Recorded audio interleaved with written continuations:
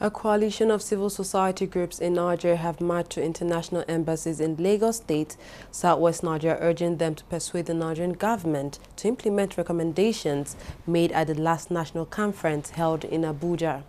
Leaders of the various groups also urged the government to restructure Nigeria and obey the rule of law as written in the Constitution.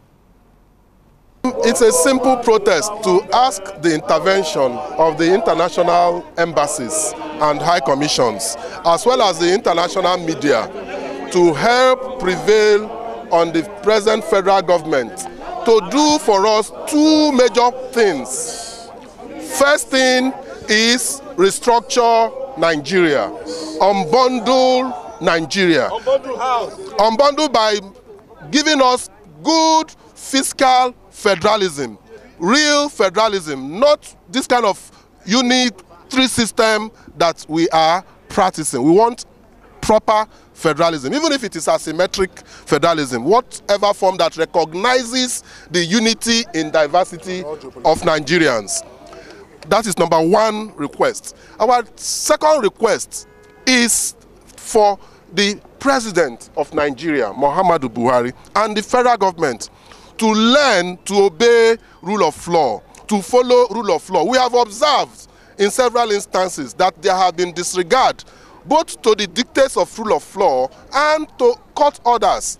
Basically, to call the attention of the international community to the fact that Nigeria is teetering at the brink and the world is looking at what is happening without taking any steps. The present government, as a result of its pronunciations and as a result of its actions, are putting the country in a situation where you have crisis all over. You have crisis with the Fulani herdsmen, you have crisis in the Niger Delta, you have crisis with the Shiite Muslims, you have crisis in the economy. And all these are issues that point to the lack of governance in Nigeria. As we speak, there is a serious deficit in governance.